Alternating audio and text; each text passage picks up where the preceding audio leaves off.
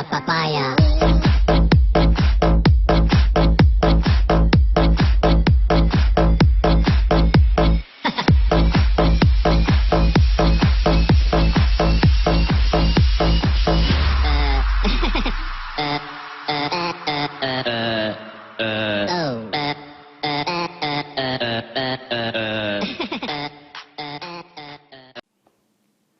Tizapán significa lugar de tiza o agua sobre el tizate. Se le da el nombre debido a los bancos de ese mineral no metálico que existen alrededor de la región. El municipio de Tizapán, el Alto Jalisco, limita al norte con el lago de Chapala, al sur con la Manzanilla de La Paz, al oriente con el estado de Michoacán, particularmente con los municipios de Cojumatlán de Régulos y Marcos Castellanos, al poniente con el municipio de Tuxcueca, Jalisco.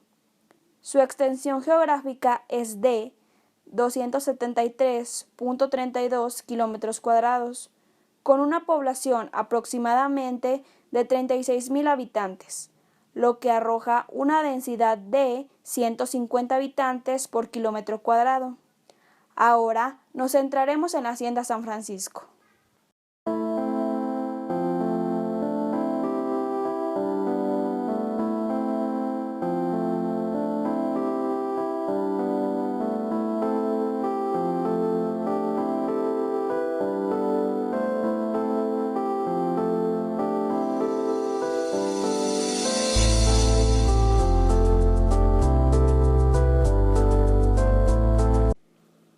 Hacienda San Francisco. Es un conjunto de ruinas y una casona que aún puede salvarse y que fue el centro de la vida del pueblo en la época colonias y decimonónica. A pesar del estado en que se encuentra, la magia del conjunto no deja de impresionar a cuantos los visita. Aún se notan los vestigios del esplendor de las antiguas haciendas en las diferentes épocas de nuestra historia. A la entrada de la misma, del lado oriente, se observa un arco que fue parte de un acueducto correspondiente del siglo XVI, durante la época de Alonso de Ábalos. Siguen otras construcciones hechas durante el mayorazgo de Uchauri en el siglo XVIII y XIX, con algunas modificaciones que hicieron los Méndez al modernizar el trapiche y fincar las fábricas que entonces funcionaron. La Casa Grande, que aún está de pie, fue construida sobre una loma. Tiene una gran belleza a pesar del tiempo y por el misterio que encierra por la época en que fue construida. Don Francisco Martínez Negrete fue quien compró la hacienda a don Felipe Macías, quien la adaptó con todas las comodidades propias de su época en el último tercio del siglo XIX. El Chacuaco está en buen estado, salvo algunas destrucciones que se han hecho por gente irresponsable en busca de tesoros ocultos. Desde la colonia, aquí estuvo el centro del poder y de gran parte de la historia de nuestro municipio hasta que se inició la Revolución Mexicana.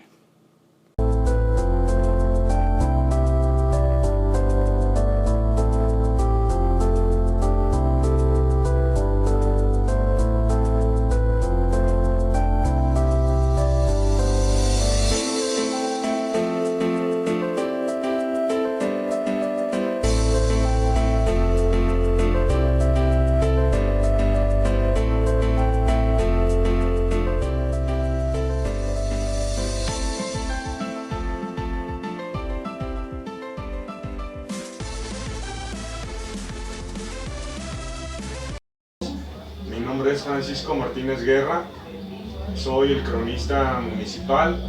Es un cargo que realizo de manera honoraria, ya que no tiene que ver con alguna designación en específico, excepto que se sometió a consulta y fue aprobado por Cabildo, como una iniciativa de Cabildo, y en reconocimiento a alguna labor que yo realizo de forma permanente, como es la recuperación del acervo histórico.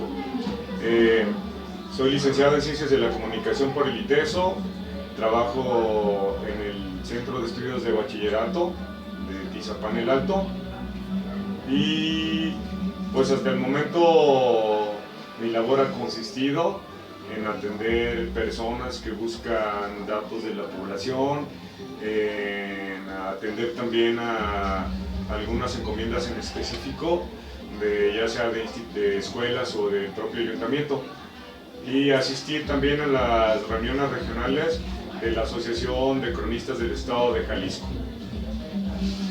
¿Quién y cuándo fue fundada la hacienda? Puedo decirles que en el siglo XVI, a la llegada de los españoles, todas estas tierras de las que forma parte Tizapán y que se extendían hasta la población de Sayula, antiguo reino de Sayulán, fueron entregadas por el conquistador Hernán Cortés a su primo Alonso de Ábalos.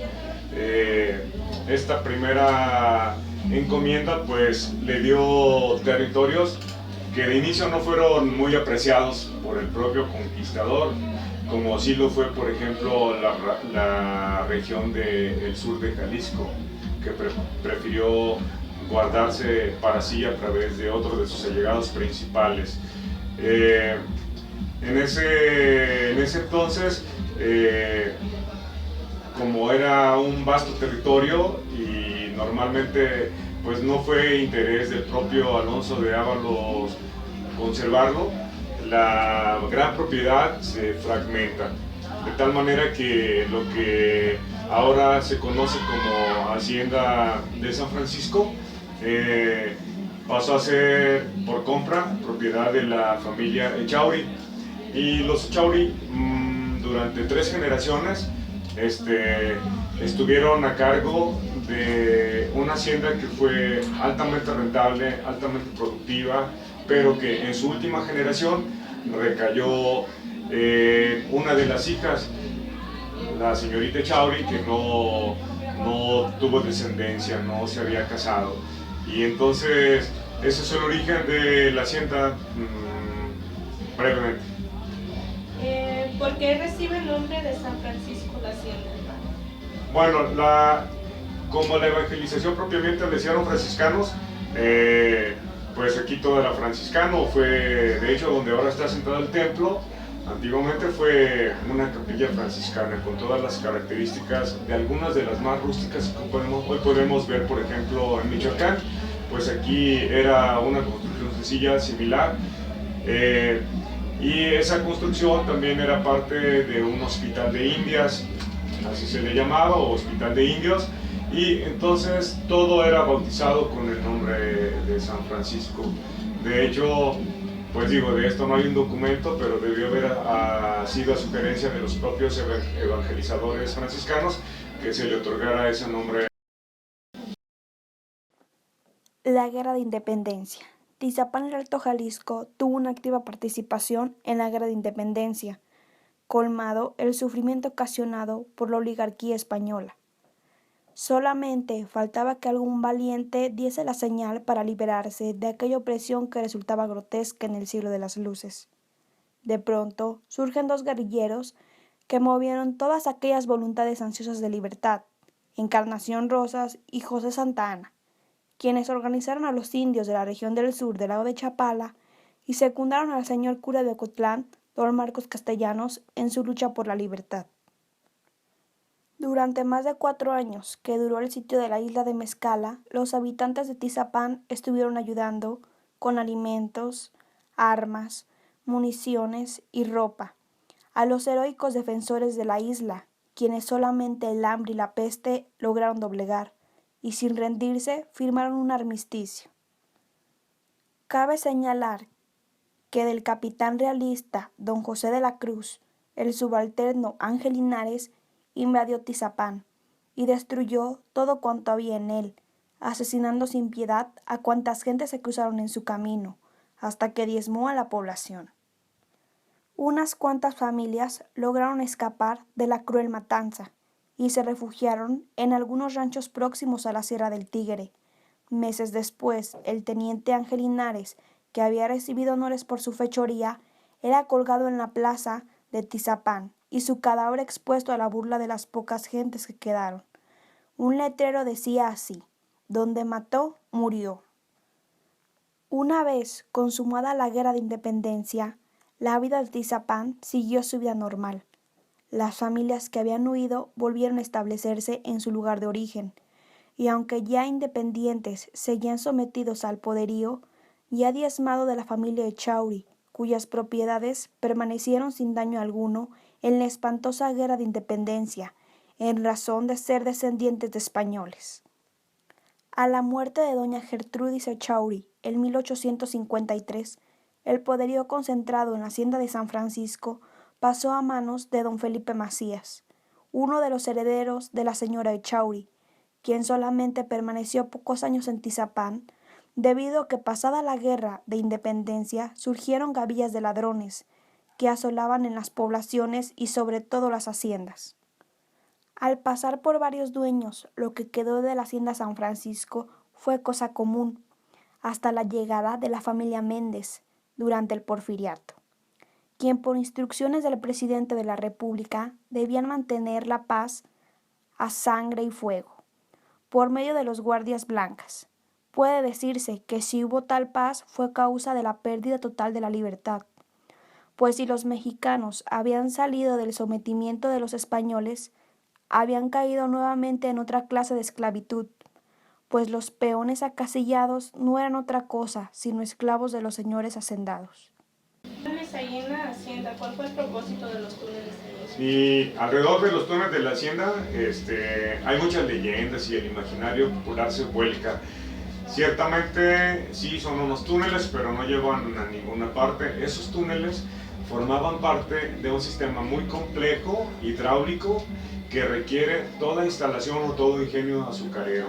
La base de la producción del azúcar y del piloncillo y del alcohol es el agua. De tal manera que si tuviéramos nosotros un plano de lo que fue la parte hidráulica de la hacienda, pues ahí aparecería el túnel como un desagüe, supongo yo. Si bajan ustedes a donde el túnel se encuentra, está justamente situado en la parte del ingenio y está tapiado, eso sí. Y entonces el hecho de que haya sido tapiado con piedra y mezcla, pues se presta a muchas interpretaciones, ¿verdad? Una de ellas, que el túnel conectaba a la hacienda con el templo parroquial, pero si nos fuéramos como a evidencias, hace más o menos 3 años cambiaron el piso de duela del templo y entonces salieron a relucir muchas cosas de la construcción antigua. No se encontró evidencia de túnel, lo que sí se encontró casi frente al altar y en el centro de la construcción fue un gran pozo, una gran noria de donde se abastecieron el agua para la construcción del templo. ¿Cuál fue la razón por la que se cerró? Sí. ¿La hacienda? Bueno, aquí habría, en cuanto a, digamos, ese sistema de producción que representaban las haciendas, tiene sus luces y sus sombras. Las luces de la hacienda o los aspectos positivos, es que eran verdaderas organizaciones o verdaderas instancias productivas, estaban bien administradas, tenían lo último de la tecnología en agricultura, inclusive tenían asesores que habían traído de China o de Japón. Aquí en la hacienda San Francisco, los japoneses, son reconocidos por ser excelentes hortelanos. Ellos llevan muy bien sus huertos, de hecho la tradición japonesa la podemos ver en sus jardines. Entonces aquí en Tizapán hubo una colonia japonesa que trajeron los hacendados para asesorarse. Entonces, igual debieron tener muy buenos ingenieros o al menos gente especializada como topógrafo para sus sistemas de riego. El sistema de riego vigente ahora en Tizapán es el mismo, sigue el mismo trazo que el sistema que implementaron los hacendados. Y aquí en Tizapán, ¿qué hicieron los hacendados? Bueno, fueron hacia la parte norte, donde nace el río, y desde donde ellos consideraron un punto importante, desviaron las aguas del río a través de canales que les servían para irrigar vastas extensiones de tierra muy fértiles, principalmente que eran sembradas de caña de azúcar. Entonces si había mucha producción, también tenía que haber un sistema, aún no existiendo aquí cerca un ferrocarril, por ejemplo, que fue introducido en el tiempo del Porfiriato, perdón. Ellos sí tenían como organizado un sistema de transporte a través de bestias, a través de carretas jaladas por bueyes, tanto como para transportar sus propios productos, como es el maíz, que lo acopiaban, todavía están ahí, están silos, bodegas, donde guardaban las semillas, y también como para llevarlas fuera de aquí. No solamente eran productos, les decía, como la caña de azúcar, el alcohol y el piloncillo, sino también aquí se producía jabón. También aquí era reconocido por la calidad de sus frutas. Las mejores naranjas de la región se producían en la huerta de la hacienda. Todos esos excedentes los llevaban en canoas de carga a diferentes puntos, entre ellos los más importantes, Ocotlán. Entonces, les digo, esa es como la parte positiva, el hecho de que hacían producir la tierra, generaban muy buenos dividendos, una diversidad de productos muy importantes para esa época. La parte negativa sería el hecho de que los trabajadores no contaban con garantías y sí eran sujetos de explotación. Entonces, ¿por qué decae ese sistema productivo? Ese sistema productivo viene a menos una vez apaciguadas las aguas y después del triunfo de la revolución. Una de las primeras medidas del nuevo régimen fue el reparto agrario. Y entonces, cuando viene el reparto agrario, obvio, le merman sus tierras a la hacienda, y la hacienda solamente se queda con una fracción de pequeña propiedad que circundaba la ruina que ahora ustedes ven, pero en sí perdieron todas sus tierras. Y al perder sus tierras, ¿qué se perdió también? Se perdió la experiencia, se perdió la maquinaria, que era muy rudimentaria pero que existía, y entonces se tuvo que batallar muchísimo, yo supongo, como para volver a alcanzar el nivel que Tizapán tenía y la importancia que le daba la hacienda de San Francisco a la agricultura y a la ganadería, porque la ganadería también era muy importante. La Revolución. Al estallar la Revolución Mexicana en 1910, la vida en Tizapán transcurre sin cambio alguno, sino hasta 5 años más tarde, en que las tropas del general Francisco Murguía saquean al pueblo y queman los graneros de la hacienda de San Francisco. Se llevan a la práctica a muchos hombres que solamente sabían manejar el arado o el azadón. Son cargados con rifles y conducidos hasta Ocotlán, donde debían enfrentarse a las fuerzas del general Obregón. Sobra decir que estos contingentes de gente pueblerina, desconocedora de toda disciplina militar, solamente iba a servir de carne de cañón, pues no sabían manejar ni un rifle ni una pistola. La Revolución Mexicana, en su sentido constructivo, llega por primera vez a Tizapán en 1919, con el primer reparto agrario. Después, en 1920, 1925 y 1937. Siendo un pueblo esencialmente agrícola, el reparto agrario era ineludible e impostergable. Cabe hacer nota que tal vez fue un error destruir la unidad de producción que estaba establecida en la hacienda de San Francisco, pues había la fábrica de azúcar, alcohol, jabón, el molino de harina, la industria de la curtiduría, que se dieron al reparto agrario y desaparecieron. A más de 60 años de lo sucedido de estos acontecimientos, no ha sido posible integrar en Tizapán ninguna industria que pueda dar trabajo a los desocupados. Aquí se perdió una oportunidad muy grande de continuar industrializando el municipio en horas de cumplir con la justicia social.